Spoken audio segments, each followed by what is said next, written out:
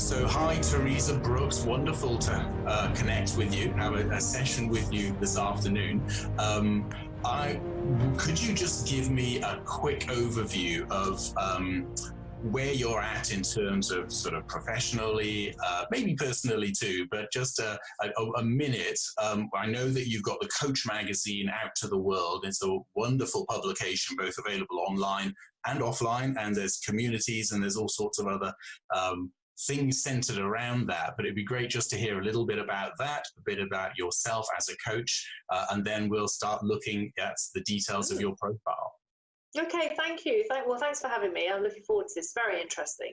And like we said before we started recording, I've looked at a little bit of bits and pieces like this before, and it'll be great to find out more about my archetypes. So yes, Coach magazine is a year old now, actually, believe it or not. It's gone whizzed by, quarterly publication, which is a part of my own coaching business and really is all about educating, empowering and inspiring people to the power of coaching, but also elevating the need for, well, maybe not the need, but understanding why professional coach training is important, why it's important. I believe certainly it's important for people to be trained for what they are doing. And certainly in an unregulated industry, it can be quite a mishmash out there. And I think, you know, with the client always firmly in mind, when people are looking and seeking help, often they don't really know what on earth everyone's talking about and who should I choose and how should I choose them.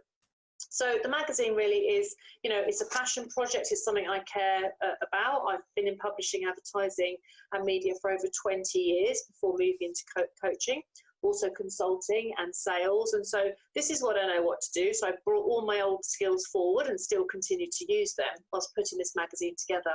So it's to showcase professional coaching. It's available to read free online. So like you say, it's a digital version. And it's produced as well by a full designer. You know, I want it to be, it's not just something I put together myself. There's lots of ways you can do that, but I pay for this to be produced professionally because it's all part of the theme. And I do print it as well. I've got one here. I print it in hard copy as well because people like to order a hard copy. But that's not the mainstay. The mainstay is so that it can travel online with no barriers. That's why it's free. And so far, so good. People are really enjoying it. They like the concept of it. They like to be part of it. And that's the model. And there's a directory as well of coaches that people can list in.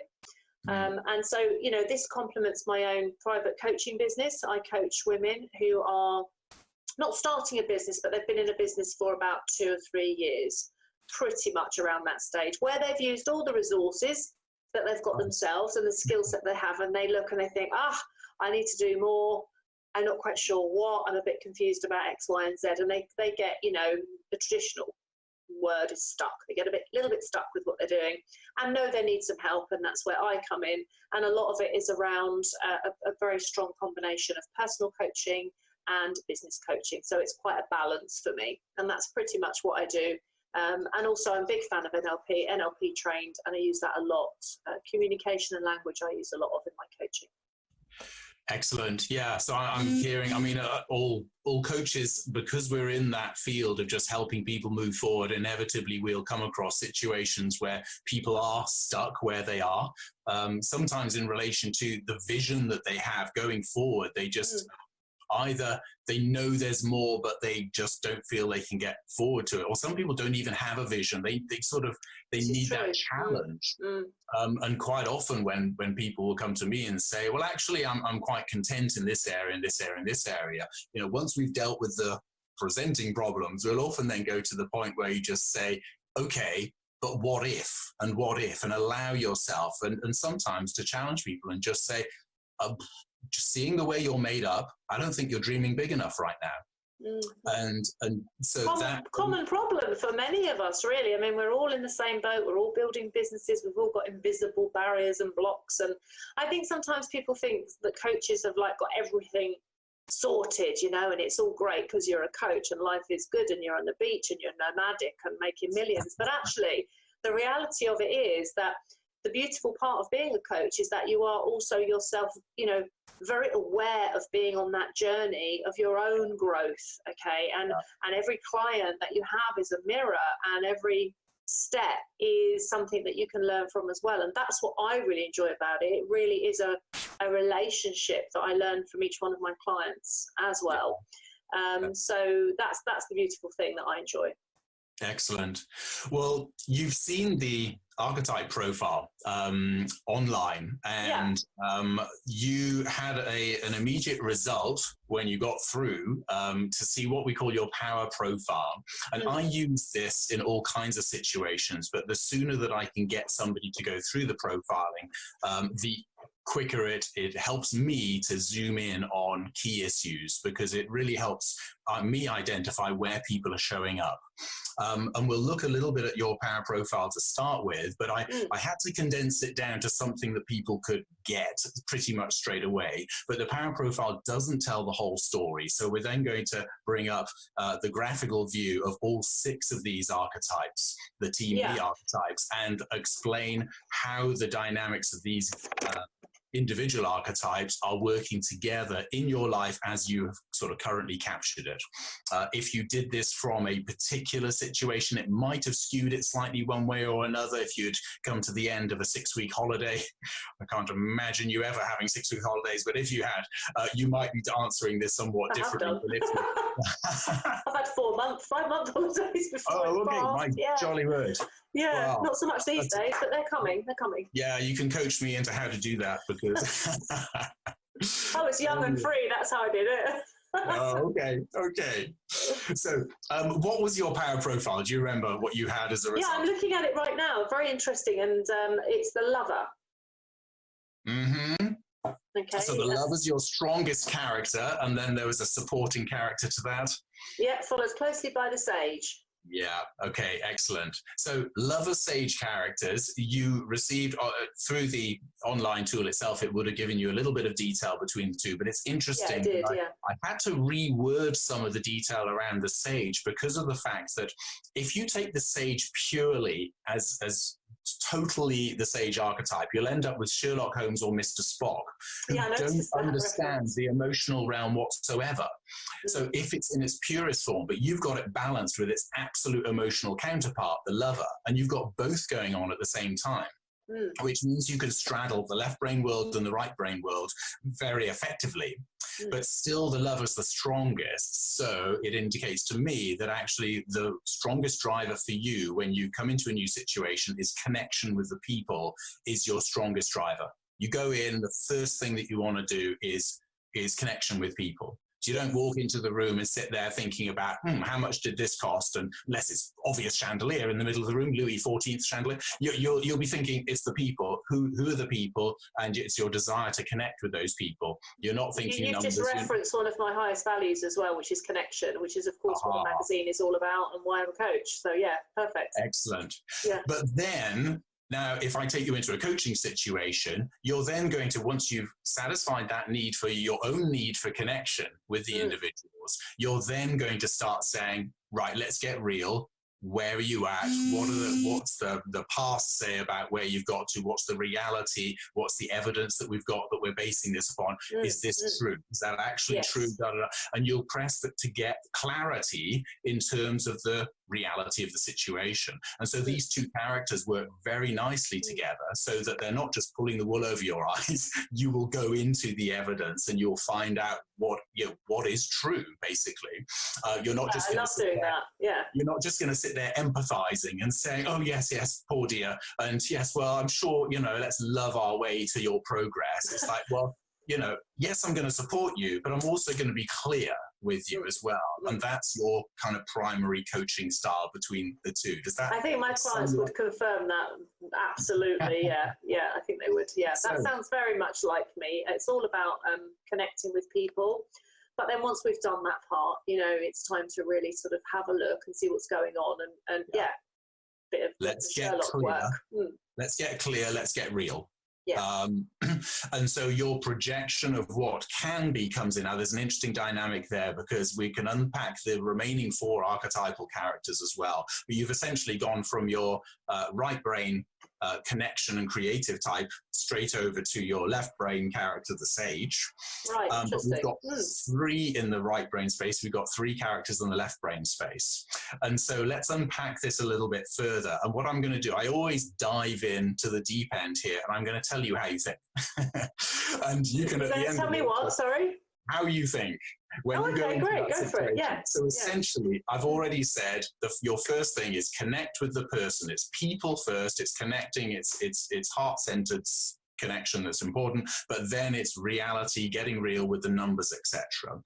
As soon as you've got those 2 together, the next voice that's going to come up is, okay, how can we envision something new and see a pathway of transformation to getting there? Because your mystic character is the next one, and it's only just a little bit under the sage. It's quite close, that, isn't it? I noticed that. Very close. About half a point or half a bar, however you measure. And yet, it still seems true that even when I see half a point between these characters, it still gives me a clear sense of your kind of thinking process. Whilst there may be the odd question coming in about, how do we transform this? You're immediately steering back to, no, let's get real first, then we can move on to the, how do we transform the situation? How do we develop? How do we grow? How do we envision a better you and a better future? So that's kind of the first 3. Now, interestingly, after those are satisfied, and here, whilst you are serving your client and they are very much on your mind, you're still going to be driven by your own values as you go about that process. There's no way of escaping your own personal needs that are wrapped up in the values of each of these archetypes. But the interesting thing here is that your next 2 characters are absolute neck and neck at a 4, which means they're quite strong. Right. And that's the sovereign and the jester. So I don't know at this point which one's going to come in, but it could be either.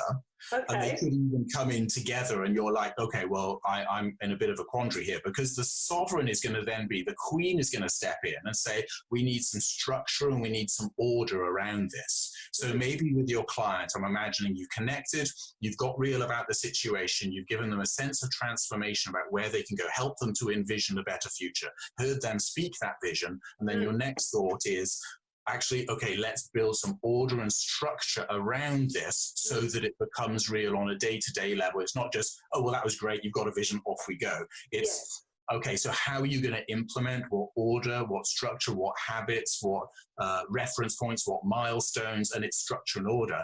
So that is that sovereign, does that sort of like the lead part, almost like the, does that reference that? Because obviously there's a sovereign with the crown, and that's the symbol of that one. Yes. So is that the kind of, right, let's lead the way with how we're going to do it and all the structure and the plan? It's the queen character. The queen. So you're seeking to come in, you're wanting to bring order and structure. And with that, if you had your own team, this is where you'd be delegating.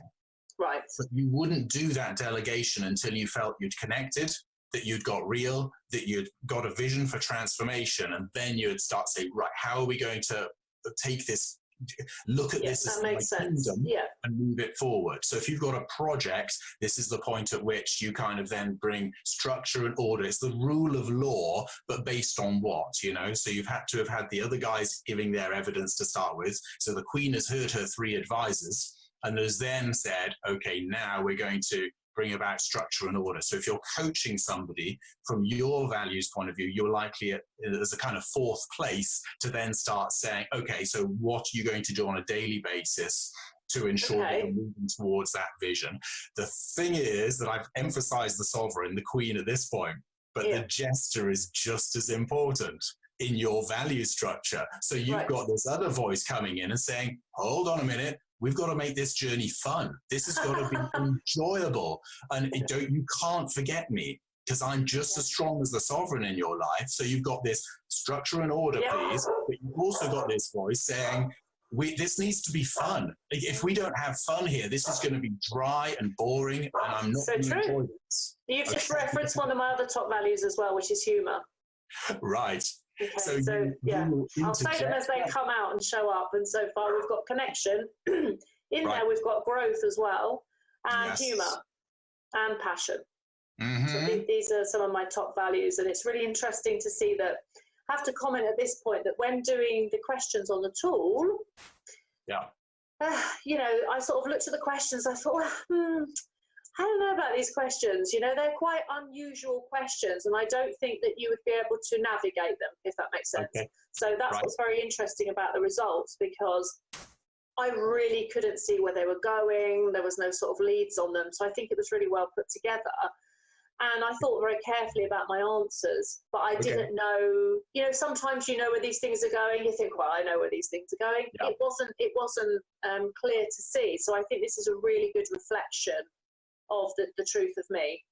Good. That's good to hear. I remember I did a profile. I think it was the colors profile when I was in corporate world. I was in a creative agency at the time, and I could tell so quickly where the questions were leading that I ended up with a profile slam dot in the middle of the 4 quadrants. And the guy, as he starts interpreting this, this guy did this guy's, okay, so you're here, you're there. He says, it's very rare that you get anybody who's really balanced and in the middle. And I just said, look at my profile. And he says, how did you get that? I said, because I know where you're leading to, and I'm giving you the answers that I think would place me in a good way, in a good light. And I wanted to avoid that with the archetype. And I think you've done a good job of that. Yeah. You can game it once you know it, and you can go, oh, okay, that's more of a warrior thing, therefore I'm going to do that. You can game the thing once you know it. But actually, I intentionally did a couple of things to try and remove that so that we could get as pure a profile as possible. And I noticed that. So that hence the comment, because I was like, I couldn't see where any of it was going. And as a first step, for anyone that's watching this, as a first step in, that's a really good place to be, because it was completely true. And this is so interesting how it's playing out. So at the minute, we've got the sovereign and the jester vying for a little bit of attention. Let's have fun. Let's make this enjoyable. And that is so me. I couldn't bear to have such a dry, dull life, and coaching relationships, personal ones, anything. Humor is very, very important when placed right. It's good for the and there are some people who lead with the jester. So I was dealing with a profile of a personal trainer recently, and her first was lover, then jester. So it was really strong. So I'm saying, okay, but how's your admin going? It's like, oh, I hate the admin. I always get to mess it up, and I've tried delegating it, and so that obviously came out. But the jester can be disruptive if too strong, but you've got several other characters, including the sage being several steps up higher, so you have good sense running the show. And then but the jester is being given some room to say, now that we've got that, we can allow ourselves to have some fun and let our hair down, Sure. But that makes sense. Thing is that you could have, once the first 3 are satisfied, I don't know whether the sovereign, the queen, or the jester is going to be the next voice. It could be either of them. Interesting. And this is where the question for you at that point is, whichever one comes in, just be aware that the other one is going to speak very soon. And it's like, okay, I will answer you, but just hold on a second. We're not talking about split personalities here. We're not talking about, different parts almost of you, but it's just that your values are expressed in these characters in a very simple way. And this is a great way just to understand what voices you're likely to hear in order of priority. I don't know where your values came from. Some of it will be nature, some of it will be nurture. You can adjust things as necessary if you want to, as you go forward. However, just having that awareness to start with, I find, is the key. Self-awareness, and then that can set you on a path to growth, especially if you start doing this with teams, because you can then see how different teams are going to support each other or potentially work against each other. So you may have complementary strengths, but with that, you also need to be aware of, okay, but if this person's always strong with the sage, strongest with the sage, I know that these are the sorts of things that are going to be on their mind. So I can preempt that, or I can respect that and make sure that it's in the right place. You don't want the sage in at the brainstorming sessions. You don't want the sage to be there too soon, too strongly. In fact, sometimes don't bring them in at all. Just learning to use these archetypes as well to my best advantage. And of course, we've got the last but not least, I hope, we've got warrior. We do. Now, the warrior is still quite a capable character. If it's above 3, then that strength is definitely there and definitely something you can utilize. You can go there. The thing is that that warrior doesn't tend to come in until you've ticked all those other boxes. Once you've felt the connection, once you've been clear about really where you are, once you've got a vision and a dream about where we could go with something, once you've got a sense of structure and order, and that you feel like this is also going to be a fun journey, then you get into action. And it's like, so the warrior is the action. Really, the warrior is the action. In translation. It's the force to get the stuff done. And the other thing then with the warrior being, it's last in the pile, but it's still quite a mature character. Is being above 3, it's still strong. You can get stuff done. I don't have any concerns about that. If I was hiring somebody and they're down at a 1, I would wonder whether they were just all ideas and no action. But you've got the actions in there. It's above a 3, which means that gear is there. You can get stuff done. But does that also mean that all the other things got to be in order for the warrior to engage? Like the warrior's not going to come in. And it's very true. I would never just take a load of action and not having done all the other stuff. So it's always very carefully thought out which action I take. And then when I'm very, very sure, I'll take action without a second thought because everything's aligned. But if I'm not sure, or if something isn't in the right space for me, then I won't take the action around it. So I guess that can be positive and negative depending on how I'm. Yeah, absolutely. Any one of these characters can be a positive or a negative if they're taking the lead, you know, and it's just a case of, for you, it's more a case of just having that awareness of the balances, or even as the sort of the check boxes that are necessary. So if on a Monday you feel like you've got connection with the team, then that's going to last you through the week, unless something goes off. You know, you've got that in place because you've invested in that. You've made sure that your team are all good. You're not going to have to keep running back to that every time. But there is still a little part of you in your heart, in your mind, wherever, that kind of just goes, yeah, we are good. Okay, fine. Now we can move on to getting the numbers right. But if all of that is satisfied, you can go straight to the warrior thing on a Tuesday morning because you've got all the other things in place. So it depends on what work you feel needs to be done in order to tick those boxes, to make sure your values, your needs have been satisfied in those areas. Because as soon as you look back, it's like, well, that's done now. I've got the plan. You know, the sage and the sovereign have done the plan thing. So it's just a case of getting it done now. You know, that said, when you've spent quite a bit of time doing, you are going to hear the voice of the lover and of the sage calling you back, because the lover's going to start saying, okay, but you need to connect with people for your own sake, but also other people need you to connect with them. And the lover's going to be going, I kind of need to make some calls now, or I need to connect with some people. I need a bit of, you know, me time. Or the sage is going to start saying, are you sure? Do you want to go back and check the plan again? Do you want to check the numbers again? Do you need to ratify this direction? Because you've been doing, kind of, the warrior can be blinkered. Just like, get the mission done, force it through, sort it out, finish the job.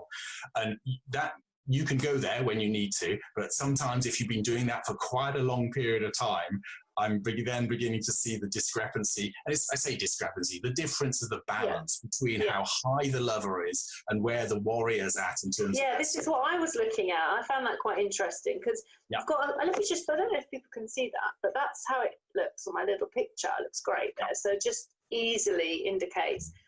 And of course it goes up to a 10. So can I ask you, like, some people might think, gosh, 3.5 is quite low when we've got 10 to get to. And we think about coaching, we talk about 1 to 10 and how do we get there? And would you say this is a fairly typical kind of balance chart, or are people up on 8, 9s and 10s in all of these areas? So I'm just interested in that sort of comparison. 8 or 9. Context, really. Yeah. Now, I always, whenever I see a 10, I get a big question mark in my mind about whether this person is over the top with something. Right, yeah, excessive maybe. If I go to the sovereign, for example, if anybody is a 10 on sovereign, it basically means they do not respect any other authority. They are the total king, the total authority, and what they say goes. And if anybody has a problem with that, then get out of my life. You go, okay. So So that is a bit dangerous being up on the 10s. Yeah. Yeah. So there's a real danger being there. So there's a couple of people I've profiled recently, and one was a 10 on the lover. And you can see that I had never met this girl before. And the moment we're on a call together, she's like so connected with me. And I just feel loved and connected. And she's just so expressive. And oh, it's wonderful. And this is amazing. And and it's just like expression, love, passion. So the book that I wrote, Team Me, which interestingly, back to the thing on stuck, it used to be called, what did it used to be called? I have to remember now because it's so long ago. It's, basically how to get out of stuck, you know? Yeah. And now it's called How to Play Your Best Game in Life. So, but originally it was this thing about how to get out of stuck, because my premise was that if you're stuck in any situation, essentially from an archetypal point of view, you just got to look at which archetype could provide you the breakthrough. And that archetype. Which one needs to come up more? Like, come on, more of you and a little less of you, thank you. Yeah, I get it. It's really interesting because it's almost like a recipe, isn't it, of course? Yeah, the recipe absolutely. To self. Yeah. It is. And listening to you say that, it's very, very interesting. And, you know, what I find fascinating about this is, of course, just for the record, we've never met, have we? We don't know each other. No. So we've the first time we've spoken was press the button and hello, how are you? There's the odd WhatsApp message back and forth. This first time we connected today. So it's not like you know me really well or I've seen any of your work, and that's why this is really refreshing, because, you know, literally that's just pretty much described me, unsurprisingly, and my styles, you know, to a T, which is fascinating. Of course, when we see things like this that we like them, you know, because that's me and it's a whole reflection. So, you know, what happens with these going forward? Like what would I do to improve and understand and work with them better? How does that work with people? So the key question then is really, you know, are you happy with this? Are you happy with who you are? And if they say, oh, absolutely, well, then I'll look at their desired sort of outcomes and goals and say, well, if you continue as you are, how do you see yourself achieving that goal and that outcome? Or if you had a magic wand and you could kind of reshape, so maybe more of the sage, because, I don't ever do enough research and I get into trouble later because I haven't established the facts, you know, I did an investment and it all went wrong. It's like, well, why did that happen? Well, I felt really connected. I had a great rapport with the guy who told me to give me all of this. And you don't want to run against that because the lover wants harmony and connection. And so they give their money because of that, rather than looking at the whole cold, hard facts that the sage would bring in. So it's like, okay, but if you're getting into that area, that's one character that you need to strengthen. So there's a program then that I will use with people. There's some online tools as well around this and audios and things, where it's essentially helping people develop their focus, their mental focus, their language patterns. Literally, if you speak like the sage, you will train your brain to think more like the sage. Sure. And then your posture is one of the quickest ways of getting into that state. You know, so if I needed to become more sage-like, I'll just go, let me think. And I would put my hands together like Mr. Spock or any professor you've ever seen, or go like this, you know, and literally you begin to think in a critical... Be a sage. Kind of, you start looking and acting more sage-like in your body. And if I want to be more warrior, then I thump my chest and I go, and I focus in. And it looks daft. And we do this in workshops. It's really funny. But at the same time, the people who do the exercise go, I accessed part of me. It was always there, but I hadn't allowed that to come up. Yeah, for sure. In some relationships, some guys, I'm being stereotypical here, but some guys need to awaken more of that lover character when they're being way too sage. Or sometimes on either side, the sovereign needs to establish a boundary because the other one is pushing the boundaries, and the sovereign establishes a boundary and draws a line and goes, actually, this is acceptable and this isn't acceptable. So that's an absolute key. But you can look at relationships, you can look at all kinds of situations, and business, etc., and just say, what would happen if there was more of this character? What would happen if, and you can't really pull down any character, but you can bring in more of the one that you want. Oh, that's interesting. So I couldn't be less lover. The way I we want it would to help be. you to become less I lover do. is by Yeah. boosting more sage or more Yeah. warrior in particular. Yeah. So this is Because, what I'm looking at. So it's not less than, it's really more than, and using them. So, you know, I wouldn't want to be less lover, less connective, but I might want to be more warrior, just to bring that up so that I'm not constantly doing one without the other. I mean, not that this suggests the constant pattern, but, you know, I can see, and also that order of events. yes. Before I get to warrior mode, I might think, well, you know, maybe I could up that a little bit more to be more of an even, or just a nudge under or over. Yeah, it's really interesting, really interesting. So if you had the lover can be spontaneous. There's no doubt about it, creative and spontaneous. But if you had really strong lover and the warrior was really low, you'd probably defer to somebody else to make the decisions. Whereas that somebody who's also got quite a strong warrior with the lover would equally have no problem saying, right, let's go and do this. You know, it's like, I've only just met you, let's go and do something. Whereas if you're really strong on lover, you're probably going to spend more time just seeking to understand and connect and harmony, and you don't want to do anything that's going to rock the boat too much. Right, yeah, interesting. Stronger, it'll bring a very different flavor into the relationship and bring that sort of dynamic in there. Both of them are driven by passion. Yeah. It's just one knows what compassion is, the other one doesn't.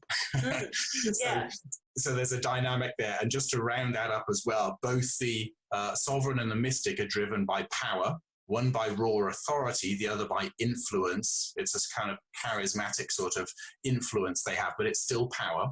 And then the sage and the jester are both driven by perception. They're both known as clever. Right. They're both respected for the detail with which they can break things down, one for history and the other for hysterics. But you've got these patterns between the left and right brain. These guys connect. And it's when I started to see that model, as well as things such as the focus on the future for the sovereign and mystic, the focus on the past with the sage and the jester, and the focus on the present moment with the lover and the warrior, that I began to see these six really do have a very strong, so they cover the entirety of the human psyche. That sounds like a really bold statement. No, I can see that. I can see that. How strong this model is. And I can understand that. Did you just say, I think you did, that the lover and the warrior are like current in time? The present moment. They're the present, If it's now not happening now, it's not happening. That's very interesting, because that is very, very me. Okay, so I remember one of the moments when I was doing my NLP training, I suddenly realised how much I am in time. Yeah? Right. So it's all about the current experience. It's all about the connection and what's actually happening now. And I don't sort of loiter too much in the past, and I don't spend too much time pontificating in the future. It's very much about the now. So that's really interesting. What did you say the others were? So the sovereign and mystic will focus on the future. Sovereign and mystic on the future. So that's the taking control and the how, the visionary part. The visionary side of things. Part, Okay. So they both have a sense of vision. It's just that the sovereign is more pragmatic about that vision, whereas the mystic is more dreamy about the vision. So my mystic is higher than my sovereign. Yeah, which means that you can imagine a better future for yourself, for your company, for your coaching client. You can go into that space of imagining and help them to do the same, even before pragmatically you've got the structure in place to make that happen, or the team, or the resources, or whatever. Yeah, that'll come later. Oh, that's interesting. And then the jester, what's left? Jester. The jester and the sage are both focused on the past. They feed from the past in order to understand, where the present, and if they're going to project into the future, they'll base it on past experiences. The sage will do that. Well, the numbers say this, therefore we can project to this. The jester will just look at, I'm going to say something funny, so I've got history to look at. What has happened. Almost all jokes are past tense. Very few of them are pushing into the future saying, and this is what will happen. There's a little bit of that, but there's very little. But it's mainly, you'll never guess what happened to me 10 minutes ago or yesterday or coming here. This was so funny. It was so funny. This was. So they're pulling from the past in order to, create hysterics and laughter and all around that. So that's kind of those typical patterns. So again, if I'm speaking to somebody, then if I know their archetypal profile, I'll know whether I should be appealing to past, present, future, whether I'm appealing to things that are more passionate, whether they're based on perception and numbers, or whether it's more of a power thing that I need to address. And with that, then there's each of those individual values about taking action or bringing structure and order or connecting with people. And so it's really also very useful in negotiation, as well as understanding team dynamics as well. Where you can very quickly, I can see the profiles of a team, and before meeting any of them, I'll sit down in front of the manager and I'll say, okay, so this is what's happening, this is what's working, and this is what isn't working with your team. These are some key challenges you're facing between Fred and Ethel, and then these two are getting on like a house on fire and blah, blah, blah. And he'll go, yep, when do we start? Well, it's a great rapport builder, isn't it? And of course, if you can get that immediate rapport like that, with that understanding before you've even stepped in, I can see how powerful these are. And also interesting, because you know what, everyone wants to understand, I generalize there, but everybody would like to understand about themselves. And, you know, when it's right, we go, yes, that's me, you know, that's how I operate. And also to look, you know, from a coaching perspective of how to work that in the future, not only for myself, but, you know, in the same way any profiling tool works, but how does it improve the results for my client? So, you know, fascinating. It's very interesting.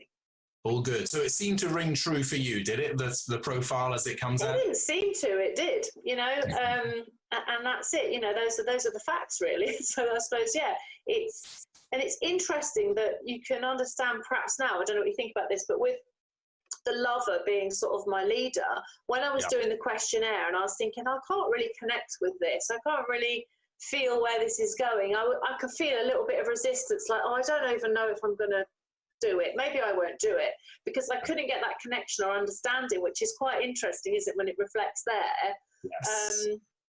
So that's what I think about that. It's I connect those two anyway, because I did have that feeling of like I wasn't really feeling it when I first started doing it, because I didn't understand. Absolutely. Being analysed, you often don't feel it, and if you have a doctor who's analysing you, who you just don't have a rapport with, then it's really like clinical.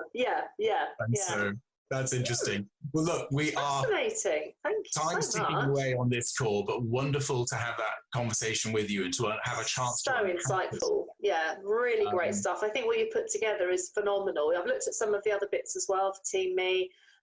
There's loads going on there, so I will have a good look through all of that as well that you've got on offer. That's wonderful. Thank well, I know so we're going to much. stay connected in the days to come, but wonderful to meet you. Because and again, feel like we've gained a lot of rapport here because we've been talking about stuff that connects with your values, and yet we've never spoken before today. You know, and it's just a wonderful. It can be done. And this is what's so important, is that when you connect with people, it's really important to understand where they're coming from. You connect with that, and that's it, you know. And it may seem one-sided because I don't know I haven't got your little chart here, so I'll do my best work. But, you know, just by connecting with somebody on the one side, but then immediately it does tend to work back the other way as well. So it's all good stuff. Thank you so much. I found it very interesting for a Monday. Thanks for taking me through all of that and doing my profile. Really appreciate your time, and we'll be in touch very, very shortly. Thanks, Teresa. Thank you. Thanks so much. Bye-bye. So there you have an insider's view of one of these signature impact consultations, where we understand all 6 archetypes and how they're impacting somebody's life, and how a shift and a change there could seriously help them to move significantly further forward in their chosen field.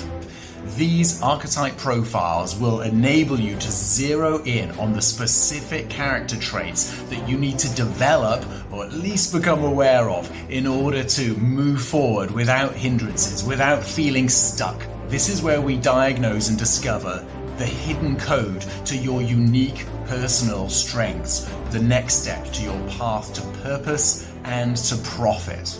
So I really do encourage you now to book your session with me online. teamme.com/impact gives you the details and the link. So go there now, book your session with me, and we will have an amazing time of unpacking who you really are, what your strengths are, what your weaknesses are, and defining a path to go forward, as well as giving you some of the tools there and then that you can pick up and utilize to create your signature impact.